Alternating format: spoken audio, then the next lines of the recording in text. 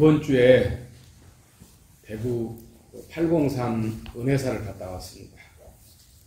거기 이제 저희 조실 스님 제사가 있어서, 그리고 또 거기 스님도 좀 뵐 겸해서 갔다 왔습니다. 또 무공이도 보고, 무공이 아버님 어머님이 마치 봉사를 하고 계셔서 제가 가면 반갑게 맞아 그러는데, 무공이 아버님이 아주 공부를 많이 하셨어요. 불교책도 많이 읽고 철학책도 많이 읽고 또 여타 종교책도 많이 읽어서 제가 온다고 하면 메모를 해놨다가 저한테 꼭 물을 것을 아주 중요한 걸 묻고 계세요. 그래서 같이 공양을 하고 차를 하면서 몇 가지 물음 중에 한 가지 여러분들에게 얘기를 해드리자면, 깨달음이 무엇일까라고 궁금했나 봐요.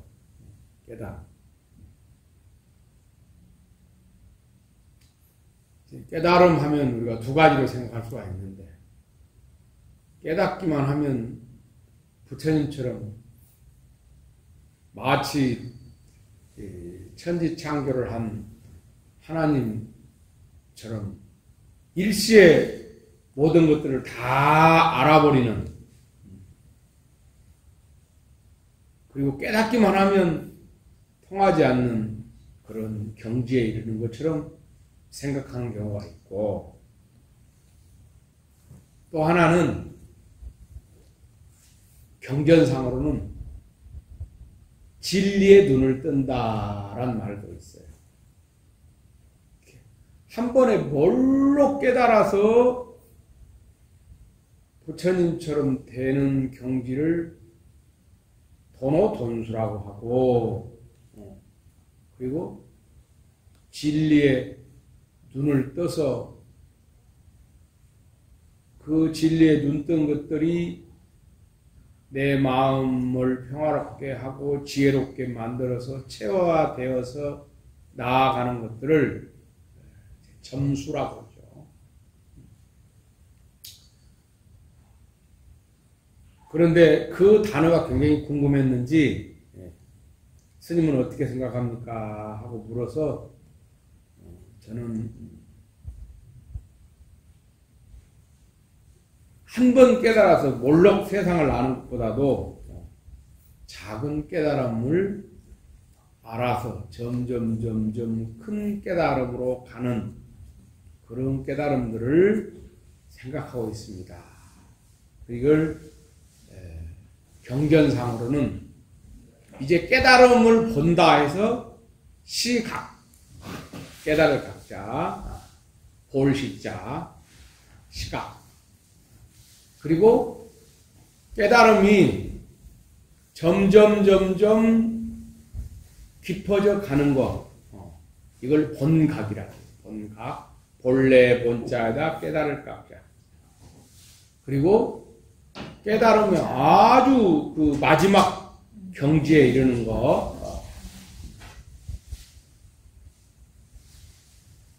이것을 이제 본오라고 경전상으로 그러는데, 어쨌든 많은 스님들이 경전상으로는 점점 진리의 눈을 떠서 체화되고, 그 다음에 그것들이 나를 변화시켜서 좀 더 높은 경지로 깨달음을 이루어가는 것들을 이야기하니까, 그렇게 본다면 진리의 눈을 뜨는 것이 깨달음입니다. 그 진리의 눈을 뜨는 깨달음은 뭐냐? 첫째는 불교에서 교리적으로 말하는 사성계의 눈을 뜨는 것이고, 팔정도의 눈을 뜨는 것들이고, 육바라밀의 눈을 뜨는 것들이고, 윤회의 눈을 뜨는 것들이고, 12연계의 눈을 뜨는 이런 것들을 말해요. 그렇기 때문에 그 사람의 깨달음의 경지가 어느 곳에 이르렀느냐 이 경지의 과정들을 우리가 이야기할 때 가장 낮은 경지에 있는 게 중생이에요.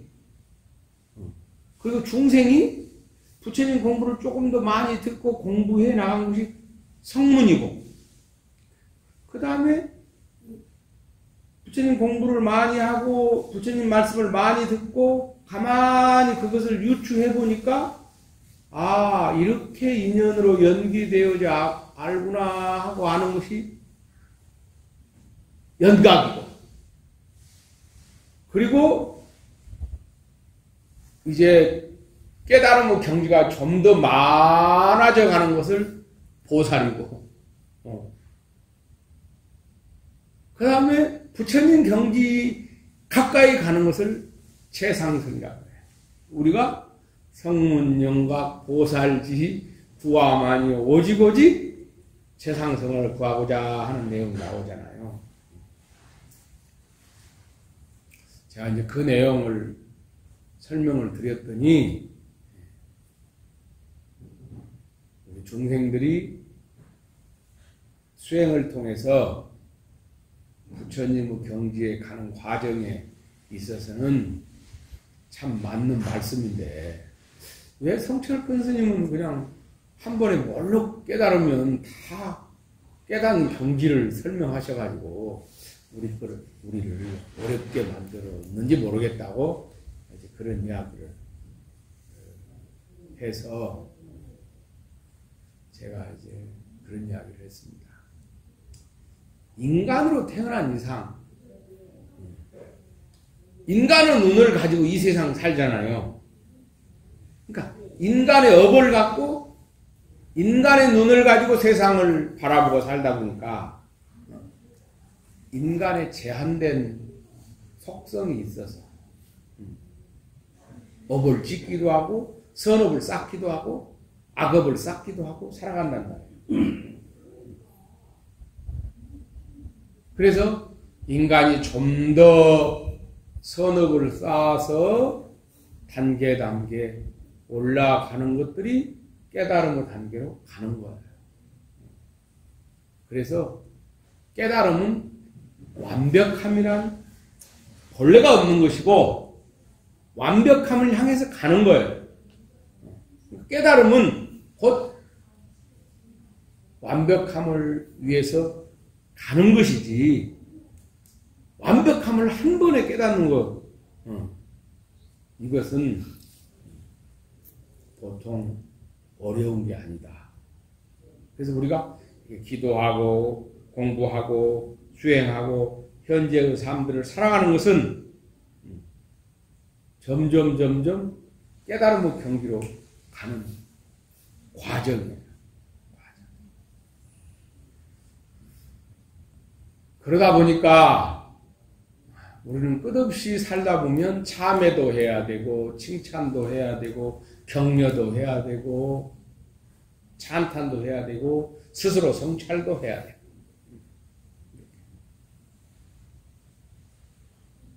그래서 끝없이 자기를 변화시켜 가는 거예요. 자기를 내면도 변화해가고 외형적 형식도 변화해가고 내 삶도 변화해가고 끝없이 나를 변화시켜 가는 거. 이게 이제 불교적으로 말하는 수행이지요. 자기를 끝없이 부처님을 향해서 변화해 가는 것이 수행이고, 변화해 가고자 하는 그 동력을 얻는 것들이 깨달음이에요. 깨달음. 그런 대화를 쭉 하다가 이제 무공이 아버님께서 하신 말씀이, 보살의 경지에 이르기도 이렇게 어려운데 우리가 부처님의 경지에 이르려는 것이 참 이게 금생에 가능했는가, 이런 화두를 던져요. 아마 그런 질문을 던질 때는 성철 큰 스님의 그 법문을 듣다가 이제 궁금하셨던 것 같아요.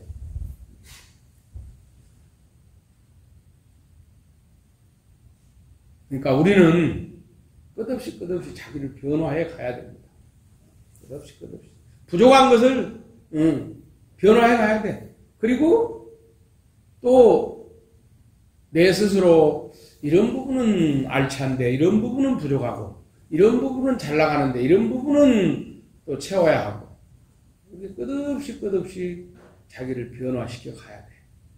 이 변화시켜가는 원동력이 육바라밀이 보살심이다.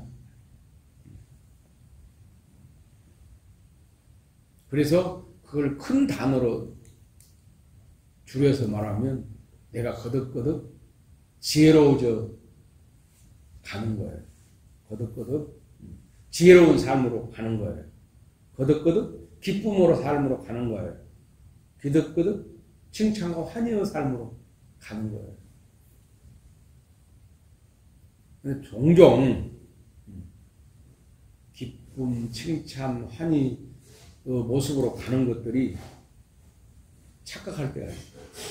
이 사람이 명예가 계속 올라가니까 그 명예가 그 깨달음 경지로 가는 거 아닌가. 혹시 사업도 잘 되고 부를 많이 얻으니까 혹시 이것이 내가 지금 가피를 받아서 그게 잘 되어져 가는가. 이게 복덕을 중심으로 한 자기 삶을 바라본다면 이게 올바로 가는가 이렇게 의심할 수가 있어요. 쉽게 말하면 부처님은 복과 덕과 지혜를 말씀하셨거든요. 이 세 가지를 잘 닦아서 수행해 가야 된다.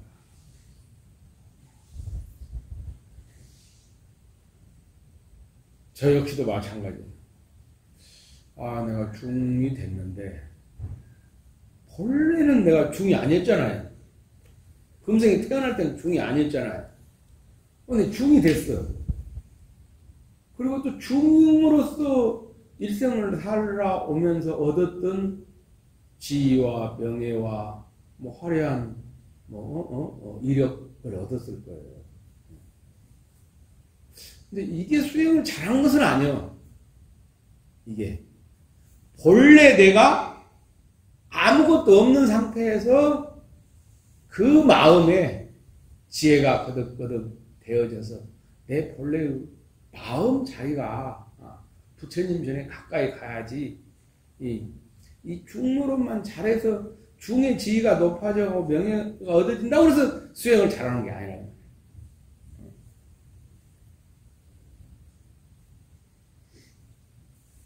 이걸 금강경에서는 아상, 인상, 중생상, 수자상이라고 그랬어요.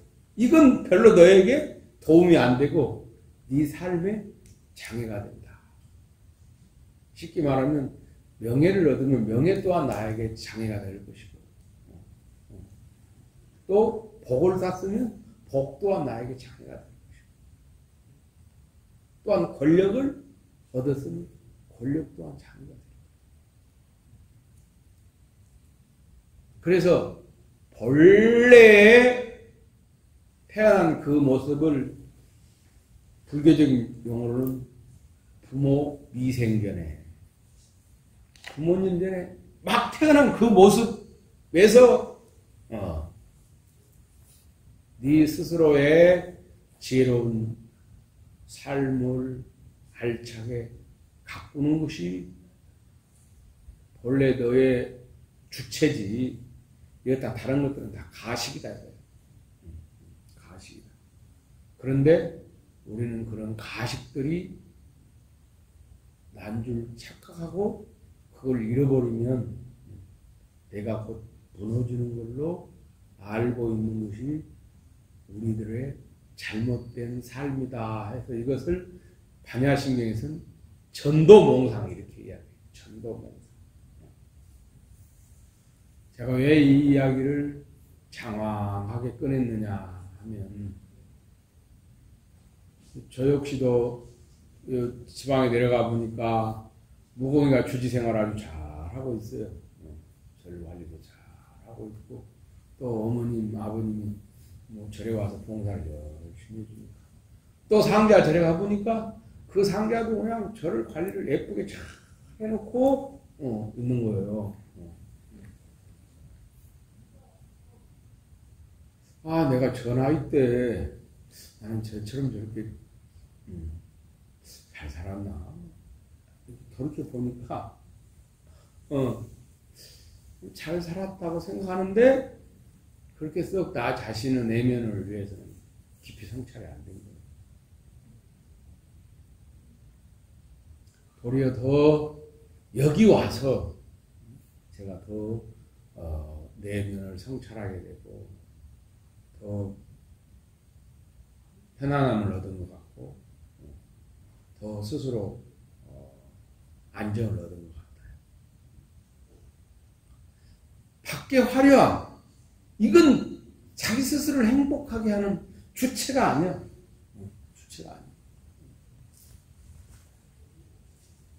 저는 서울시장의 그 안타까운 소식을 듣고 그냥 시장의 박원순이가 아니라 그냥 원순 씨, 원순 형님,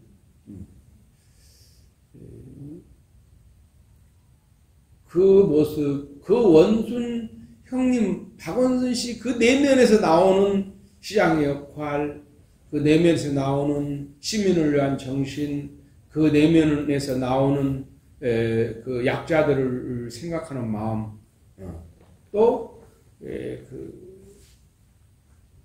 박원순 씨가 정말 그 일생을 이렇게 변호사로서 시민운동가로서 살았던 그 모습이 아름답지. 그냥 뭐 시장이 훌륭했다. 그 다음에 그 사람 일생을 잘 살았다. 뭐 이런 것들을 떠나서 그런 부분들이 내가 존경할 만한 분이었구나. 그런데 한편으로는 또 자기 내면을 깊이 성찰하고 그 내면의 깊이를 채울 수 있는 어느 부분이 공허함이 있었구나 하는 것들을 이렇게 생각해 보면서 완벽함이란 없다 이거예요. 다 이쪽이 가득 차면 또 한쪽은 부족한 부분이 있고 또 이 한쪽이 가득 차면 또 다른 쪽에 부족함이 있어서 우리가 달려가는 거예요. 그러니까 너무 박원순 시장을 보면 그분의 이력이나 이런 것들은 화려함이니까 그 완벽함으로만 보려고 하면 안 되는 거예요. 다 부족함이 있는 거예요. 한쪽. 그래서 보현행문에서는 그냥 이 땅에서 함께 숨쉬면서 살면서 보살행한 그 자체를 칭찬해야지. 시비 분별을 가려서 따진다면 안 된다. 나오잖아요. 그 에브리데이 참 나오면. 저는 그런 부분에 있어서 참 좋은 분이 떠나셨구나 하는 생각을 갖고 또 백선엽 그 장군도 100살 사시다 돌아가셨잖아요. 이분도 6.25 전쟁 때 큰 공과를 또 세우셨는데 그 전에는 또 어쩔 수 없이 독립군 토부라는 일을 또 하셔서 그 공과가 명확하게 시비거리가 되는 그런 형국이라서 개인적으로 이런 생각을 했습니다. 이분이 국립묘지에 앉히든 5.1장을 하든 또 서울시장장으로 장례를 치르든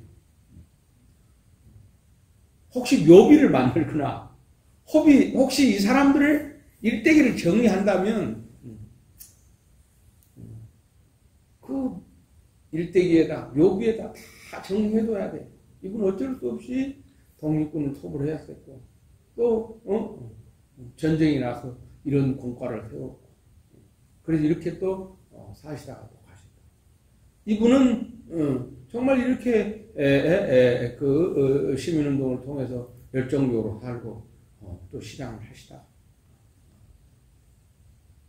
어떤 부분인지는 모르지만 이런 또 인연들을 다 됐다.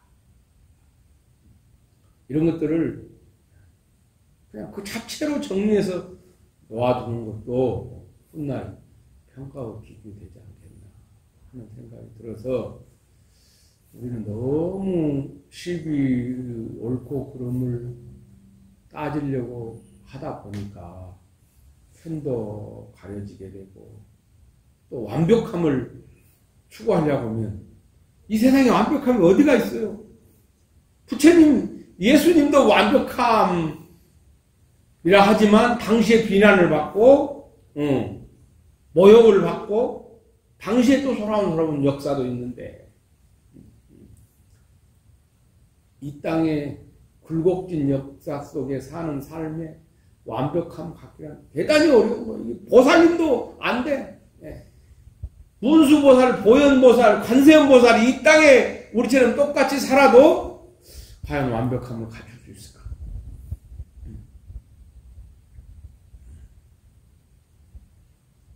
그래서 완벽함을 향해서 가는 과정 속에서의 부족한 부분들은 부족한 부분대로 인정하고 또 열심히 한 부분은 또 열심히 한 대로 인정하고 또 이런 분들이 이렇게 열심히 살려고 하는 사람들과 우리가 함께 살았던 사람으로서의 감사의 마음을 갖고 그랬으면 좋겠다 하는 생각을 저는 가져서 깨달음은 곧 완벽함이 아닙니다. 완벽함을 향해서 지향해 가는 거예요. 그 완벽함을 향해서 지향해 가다 보니까 보현행문에도 찬탄합니다. 참여합니다. 권청합니다. 칭찬합니다. 성찬합니다. 이런 것들이 나오는 거예요.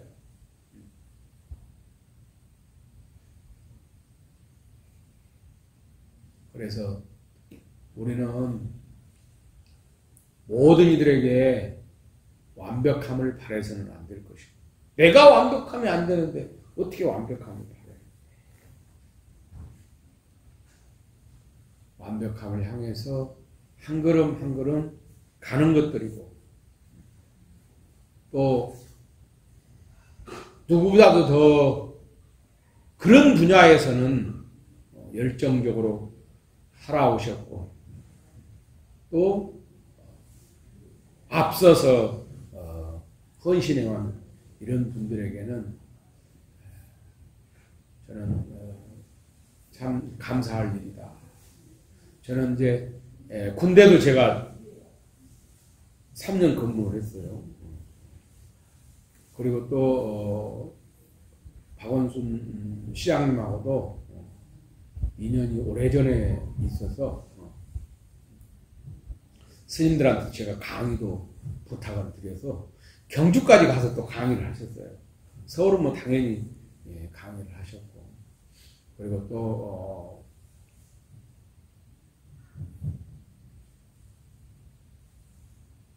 전통 사찰에 대한 이런 행정도 참고하기 위해서 저를 여러 번 불러서 이야기를 듣고 또 전통 사찰 주의신들 의견도 나누고 또 여기도 한번 다녀가셨는데 개인적으로는 참 시시비비를 가리는 것도 있지만 완벽한 인간의 삶들은 인간이 가지고 있는 한계점이 있기 때문에 그 완벽함을 향해서 가는 과정 속의 일들은 좋은 점은 좋은 점대로 칭찬하고 부족한 부분들은 부족한 부분대로 또 채워갈 수 있는 그런 우리들의 환경들이 만들어졌으면 좋겠다 하는 생각이 들어서 우리나라는 정치인들이 이렇게 시비하기를 좋아하는 건지 언론이 시비하기를 좋아하는 건지 또 이게 분석가들이 너무 분석을 잘해서 시비하기를 좋아하는 건지 참 세상 돌아가는 게 너무 시시분별을 따져서 돌아가는 것이 아쉬움이 많다. 그래서 불교에서는 좋다, 좋지 않다 그 정도지 나쁘다 이렇게 안 보는 거예요. 저는 개인적으로는 두 분들이 우리 역사 속에서 정말 해야 할 역할들을 기묘하게 한 분들이라서 오늘 꼭 일요일 날 제가 부처님 전에 축원하고 왕생부인학을 기도하고자 하는 마음을 가져서 제가 함께 여러분들하고 기도하고 연불하고 축원을 올렸습니다. 먼 훗날 후대들이 평가를 하겠지만 개인적으로는 굉장히 아쉬운 분들이 우리 곁을 떠나서 아쉬움이 크다 하는 생각을 갖고 발표를 마치겠습니다. 정말